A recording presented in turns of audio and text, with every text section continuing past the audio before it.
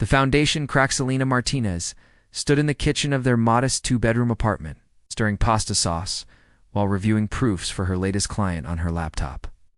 The familiar sounds of traffic from the street below mixed with the gentle hum of their old refrigerator. She glanced at the clock. Marcus would be home soon from another one of his networking events. Their apartment walls were covered with her artwork and photographs from community projects she'd organized over the years. Children's smiling faces from the local community center art classes she taught on weekends, murals she'd helped paint in the neighborhood, and her own graphic design pieces that had won several local awards.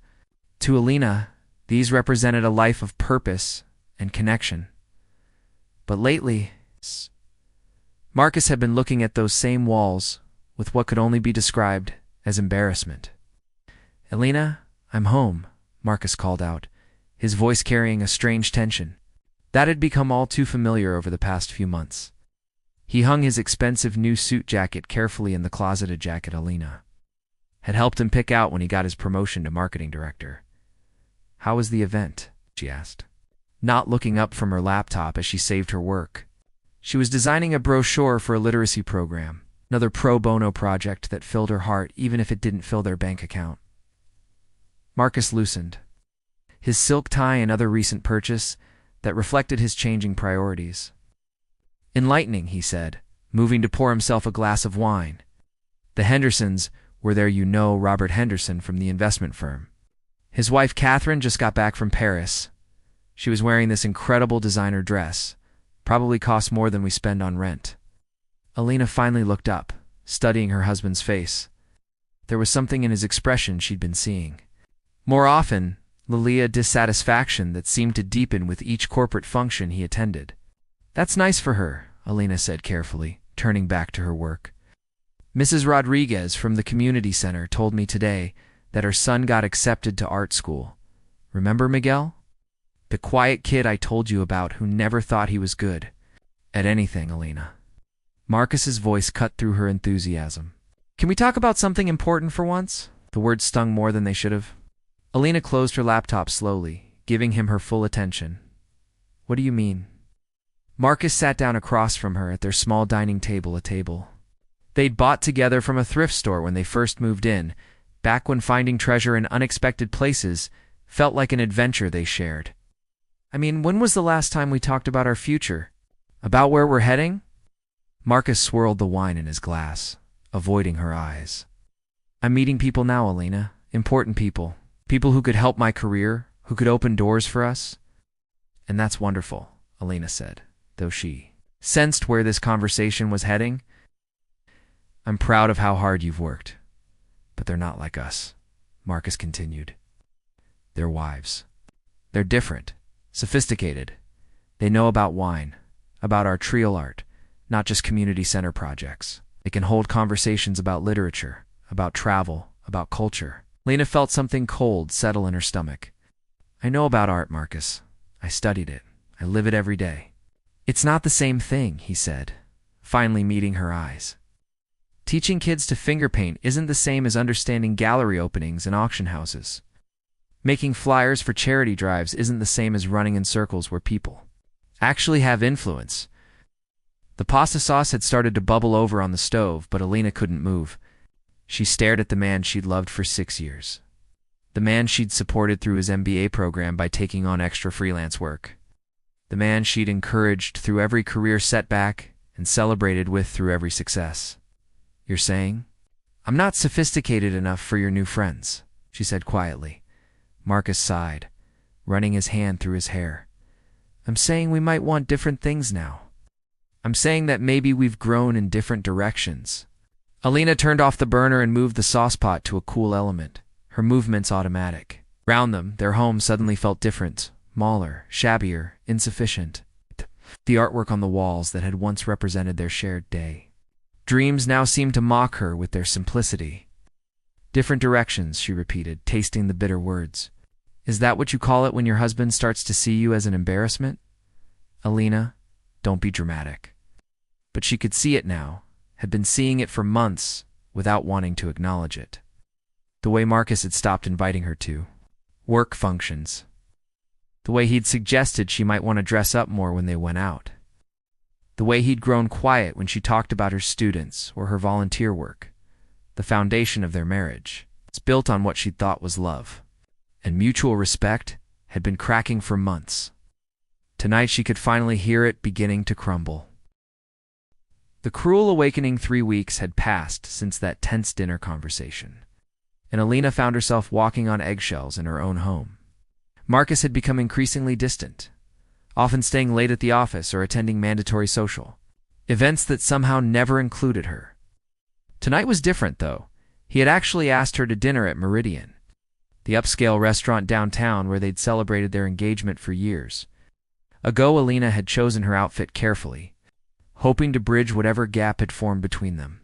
She wore the navy blue dress Marcus had once said was his favorite, paired with the pearl earrings her grandmother had given her. As she applied her lipstick in their bathroom mirror, she caught sight of their wedding photo on the dresser too. People who looked so hopeful, so certain of their future together. The restaurant was exactly as she remembered it. Dimly lit with crystal chandeliers, casting warm light over pristine white tablecloths. The maître d' led them to a corner table with a view of the city lights twinkling below. For a moment, Alina allowed herself to hope that Marcus had planned this evening to reconnect, to remember what they'd built together. "You look beautiful," Marcus said, as they settled into their seats. But his voice lacked the warmth she remembered. It sounded rehearsed, like a line he'd practiced. "Thank you," Alina replied, studying his face. He looked tired, but there was something else, a nervous energy that made her stomach clench with anxiety. They ordered wine, made small talk about the weather and the restaurant's renovations since their last visit. But Alina could sense Marcus building up to something the way he did before difficult conversations at work. He kept glancing at his watch, checking his phone, avoiding prolonged eye contact. "Alina," he finally said as their appetizers arrived untouched, "we need to talk about us." The words she'd been dreading hung in the air between them. Alina set down her wine glass with trembling fingers. "I've been doing a lot of thinking these past few weeks," Marcus continued, his voice taking on the measured tone he used in business. "Meetings. About what I want. About where my career is heading. About the kind of life I want to build." "Our life," Alina corrected quietly. "The kind of life we want to build." Marcus looked away, focusing on something beyond her shoulder. "That's just it, Alina. I don't think we want the same things anymore." The restaurant's ambient noise clinking. Glasses, muted conversations, the soft jazz playing overhead seemed to fade into background static. Alina felt as though she were watching this scene unfold from outside herself. "What are you saying, Marcus?" He reached into his jacket pocket and pulled out a business card, sliding it across the white tablecloth toward her. Alina glanced down. To see the name of a divorce attorney embossed in elegant script. "I've already spoken with Jonathan Miller. It's discreet, professional. He says we can handle this amicably, especially since we don't have children or significant shared assets." Alina stared at the business card as if it were a snake that might strike. "You've already spoken to a lawyer? Without telling me?" "I wanted to understand our options first," Marcus said, his tone maddeningly calm. "Alina, you have to see that we've grown apart. You're still the same person you were 6 years ago, which isn't necessarily bad, but I've changed. I have different goals. Now, different requirements? Requirements?" The word came out sharper than Alina intended, causing a nearby couple to glance in their direction. Marcus leaned forward, lowering his voice. "Last week at the Pemberton Charity Gala, I met some incredible people. The kind of people who could really help my career trajectory. Alina, I couldn't even bring you to something like that. It would have been uncomfortable, out of place." "You never gave me the chance to be uncomfortable," Alina said, her voice barely above a whisper. "You never even invited me, 'cause I knew it wouldn't work," Marcus replied. "Vivian Ashworth was there. She runs the cultural programming at the Metropolitan Museum. She's elegant, well-connected, the kind of woman who belongs in those circles. When I'm with someone like that, I can see the doors that open, the opportunities that become available." Alina felt the blood drain from her face. "Someone like that? Are you seeing her, Marcus?" For the first time that evening, Marcus had the decency to look ashamed. "We've had coffee a few times. Lunch. She's helping me understand how to navigate these social situations." "You're having an affair," It's not like that, Marcus said quickly. Nothing physical has happened. But Alina? Being around her has shown me what I'm missing. She knows about wine regions, about classical music, about international politics. She can talk to anyone at any level and make them feel impressed, important. Alina picked up the business card, turning it over in her hands. The paper was thick, expensive. Even the lawyer Marcus had chosen reflected his new priorities. So let me understand this, she said, surprised by how steady her voice sounded. You want to divorce me because I'm not impressive enough for your new friends? Because I teach art to underprivileged kids instead of discussing wine regions? Because I shop at thrift stores instead of boutiques? You're oversimplifying it. Am I? Alina looked around the restaurant at the other couples sharing intimate dinners, at the life she'd thought they were building together. 6 years ago, you said you loved that I was real, that I cared about things that mattered. You said my compassion was what made you want to be a better person. People change, Alina. I've changed, no, she said, finally meeting his eyes with a clarity that surprised them both. You haven't changed, Marcus. You've just shown me who you really are. She stood up from the table, leaving the business card beside her untouched dinner. Won't make this difficult for you. If you want your sophisticated life with impressive people, you can have it. But don't pretend this is about us growing apart. This is about you deciding that the woman who supported you, who believed in you, who loved you when you had nothing to offer but potential, that she's not good enough for the man you think you've become. Marcus reached for her hand, but Alina pulled away. Alina, please. This doesn't have to be ugly. You're right, she said, picking up her purse.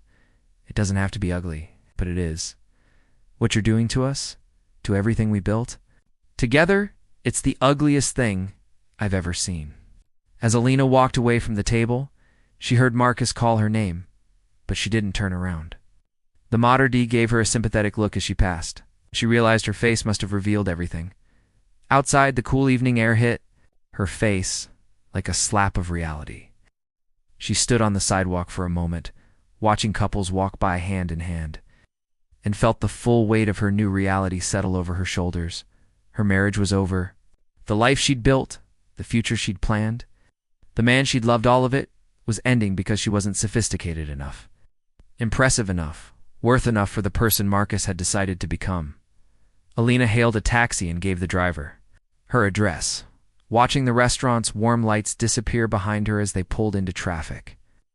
Tomorrow, she would have to figure out how to rebuild her life from the ashes of everything she'd thought was permanent. But tonight, needed to go home and grieve for the love story that had turned into a tragedy of misplaced values and hollow ambitions. Rising from a Shizatine months later, Alina stood in the bright, airy space that had become her new sanctuary. The converted warehouse in the arts district bore no resemblance to the cramped apartment she'd once shared with Marcus. Floor-to-ceiling windows flooded the space with natural light, illuminating the colorful artwork that covered every available wall. Pieces created by the local artists and community members she'd been working with through her design studio. Creative Compass. Miss Alina, look what I made, called out 12-year-old Jasmine, holding up a vibrant digital illustration she'd created on one of the tablets Alina had secured through a technology grant. The image showed a girl with wings made of paintbrushes, soaring over a cityscape filled with murals and art installations. That's incredible, Jasmine, Alina said, crouching down to examine the artwork more closely. Tell me about the story. Behind it, it's about how art gives you wings, Jasmine explained, her eyes bright with excitement. Like how you taught us that our ideas can fly anywhere, even if we come from the neighborhood where nobody expects us to dream big?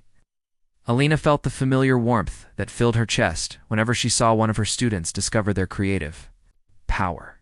This was what the past year and a half had taught her, that purpose wasn't found in impressing others, but in empowering them. After the divorce was finalized, Alina had made a decision that surprised everyone, including herself. Instead of wallowing in self-pity or trying to transform herself into Marcus's idea of sophistication, she had doubled down on who she really was. She'd used her half of their modest savings to launch Creative Compass, a design studio that specialized in working with nonprofit organizations and community groups. The business had grown beyond her wildest expectations. Her innovative approach to visual storytelling, combining professional design skills with grassroots community engagement, had caught the attention of major foundations and social impact organizations. Just last month, her campaign for youth literacy had won a national award for creative excellence in social advocacy. Alina, we have a visitor, called her business partner and best friend, Maya, from the reception area. Someone hear about the auction tonight? Alina looked up from Jasmine's artwork to see a man in his mid-30s walking through her studio. Space. He moved slowly, taking in the displayed artwork with genuine interest, rather than the polite indifference she'd grown accustomed to from potential clients. He was tall, with dark hair and kind eyes, dressed casually in jeans and a simple, button-down shirt that suggested someone comfortable in his own skin. "You must be Alina Martinez," he said, extending his hand with a warm smile. "I'm Adrian Blackwood. I'm sorry to drop by unannounced, but I wanted to see your work firsthand before tonight's auction." Alina shook his hand, noting the firm, but gentle grip. Adrian Blackwood, the name was familiar, though she couldn't immediately place it. "The auction for the Henderson Youth Center?" she asked. "Are you a donor?" Adrian's smile widened. "Something like that? I'm actually the one funding it." Alina felt her cheeks warm with embarrassment. Adrian Blackwood was the tech entrepreneur who had quietly donated $2 million to establish arts programs in underserved communities across the city. She'd heard he was young and successful, but the media photos hadn't captured the genuine warmth in his expression, or the way he'd already crouched down to Jasmine's eye level to admire her digital artwork. "This is remarkable," he was saying to Jasmine. "I can see you put real thought into the symbolism. Art as freedom, as possibility. That's profound thinking." Jasmine beamed under his attention, and Alina found herself impressed by how naturally Adrian connected with her student. There was nothing condescending or performative about his interest. He was genuinely engaged. "Mr. Blackwood, I had no idea you were coming by," Alina said. "Should have prepared a presentation about our programs." "Please call me Adrian," he said, standing and brushing dust from his jeans. "And honestly, this is the best kind of presentation. Seeing the work in action, meeting the people who benefit from it, that tells me more than any PowerPoint could." Over the next hour, Adrian toured the studio with Alina, asking thoughtful questions about her teaching methods, her design philosophy, and her goals for expanding the program. Unlike the donors, she usually met wealthy individuals who wrote checks and attended galas to assuage their guilt. Adrian seemed genuinely interested in understanding the work itself.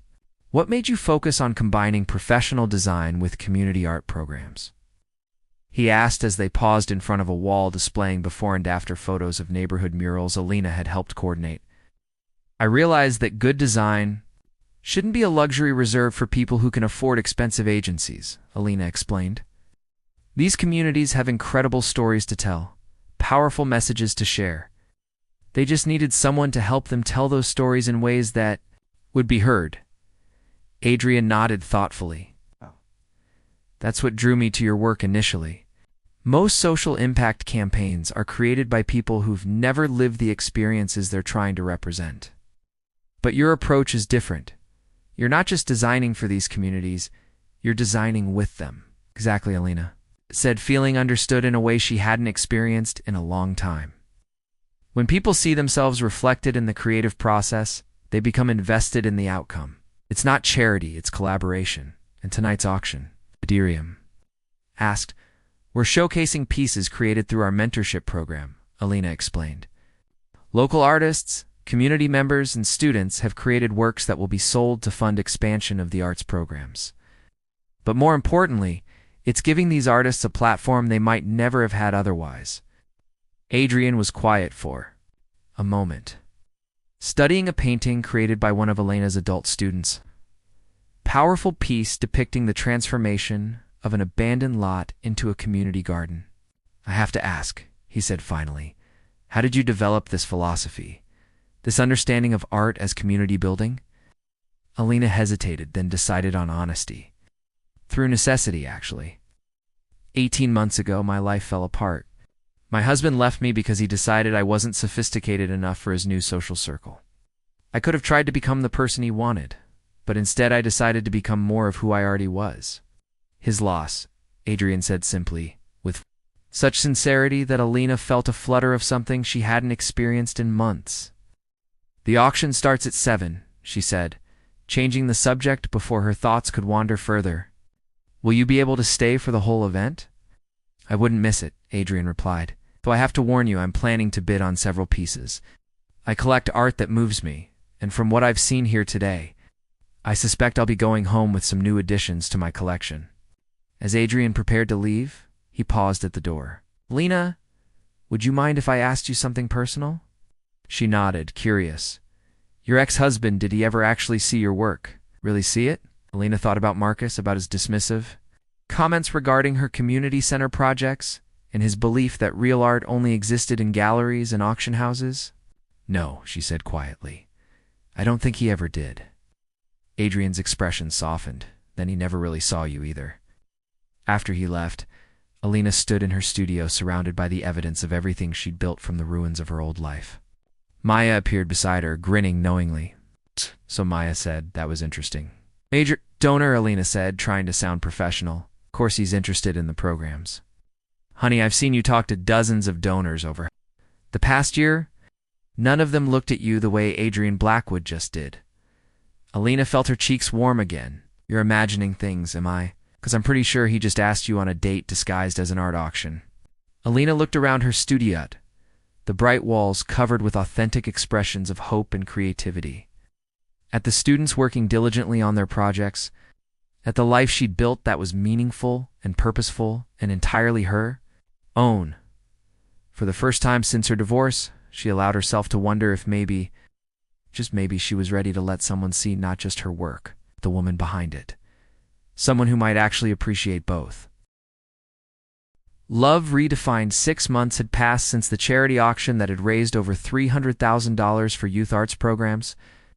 What Alina hadn't expected was how naturally Adrian had woven himself into the fabric of her work and, gradually, her life.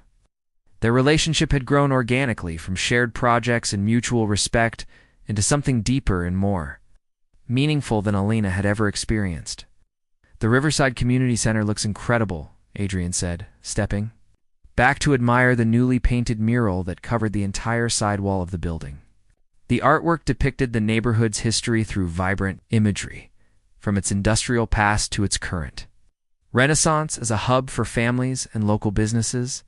Alina wiped paint from her hands with a rag, surveying the work with satisfaction. She, Adrian, and a dozen community volunteers had spent the last 3 weekends bringing this vision to life. Watching Adrian roll up his sleeves and climb scaffolding alongside teenagers and senior citizens had revealed yet another layer of the man she was falling in love with. Miguel really outdid himself with the design, Alina said, nodding toward the 17-year-old who was adding final touches to a section depicting children playing in the community garden. Miguel had been one of her first students when she started Creative Compass, a shy kid who'd discovered he had a gift for large-scale visual storytelling. He learned from the best, Adrian replied, bumping her shoulder gently with his own. Was a small gesture, but one that sent warmth spreading through Alina's chest. Over the months, these casual touches had become precious to her. Adrian's hand on her back as he guided her through a crowded gallery opening, his fingers brushing hers as they reviewed project proposals over coffee, the way he unconsciously reached for her hand when they walked together. Alina, Adrian, come see this, called out Mrs. Chen, one of the neighborhood's longest residents. She was pointing excitedly at a section of the mural that depicted the community center's evolution over the decades. As they walked over, Alina caught sight of a familiar figure across the street. Marcus stood beside a sleek black sedan, clearly having stopped to observe the community painting project. Even from a distance, she could see the confusion on his face as he took in the scene. Adrian Blackwood, whose photo had been in the business section of the newspaper just last week, painting murals with kids in what Marcus would have considered the wrong part of town. Alina felt Adrian tense slightly beside her. He'd noticed Marcus too. Is that him? Adrian asked quietly.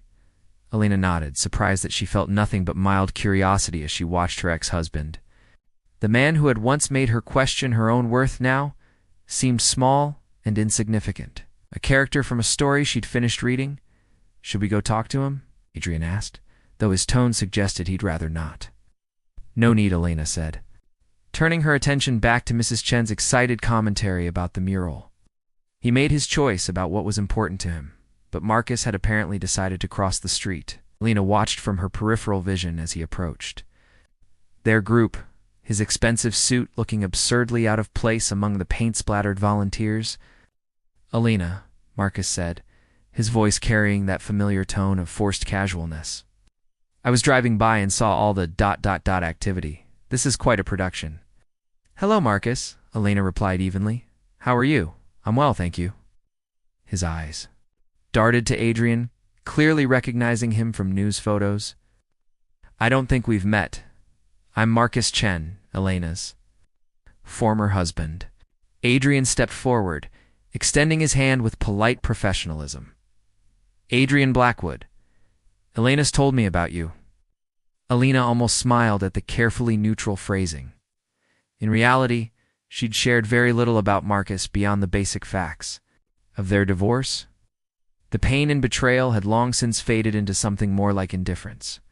"Blackwood," Marcus repeated, and Elena could practically see the wheels turning in his head. "The tech entrepreneur. I've read about your company's IPO. Very impressive." "Thank you," Adrian said simply, then turned back to Elena. "Should we check on the supplies for next weekend's workshop?"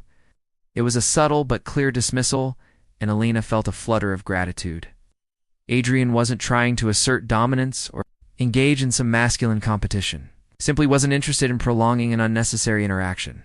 "Catchley," Marcus said, clearly not ready to be dismissed. "I wanted to ask Elena about something. Vivian and I are planning our engagement party, and she suggested we might want to hire your design company for the invitations. She said your work has become quite notable in certain circles."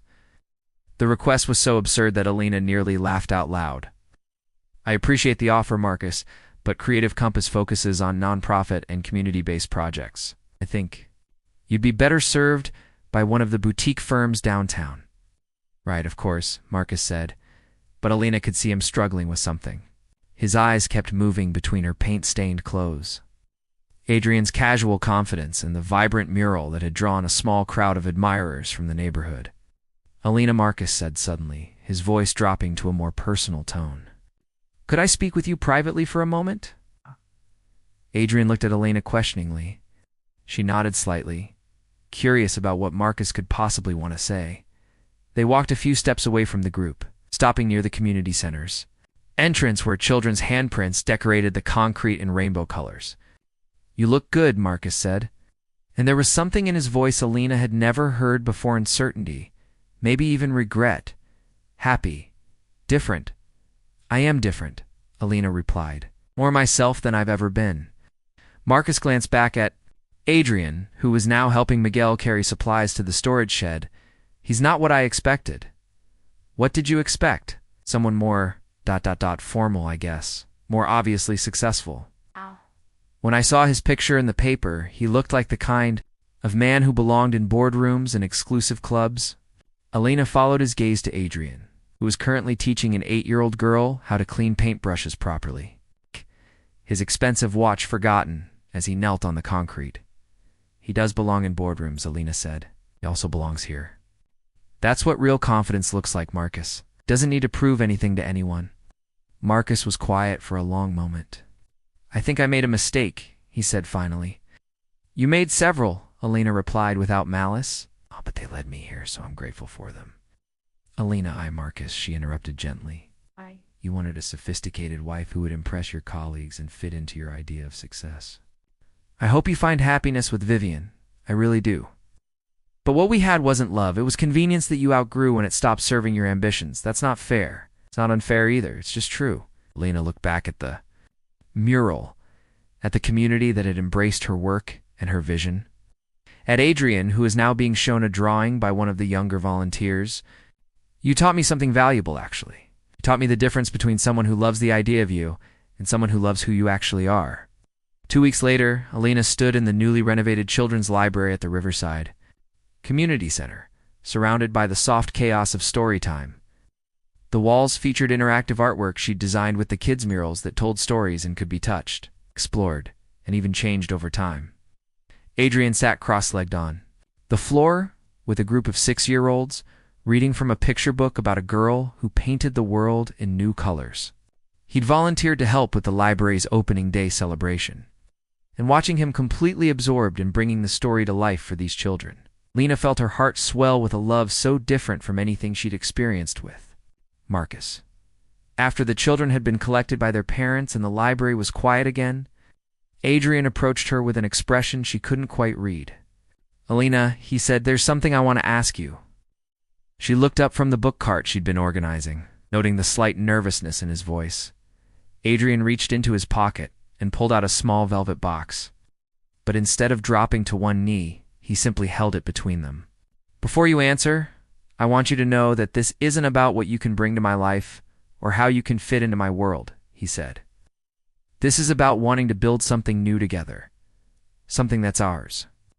Alina felt tears prick her eyes as she realized what was happening. "I've watched you transform this community, transform these kids' lives, and I've fallen in love with your vision, your passion, your incredible heart," Adrian continued.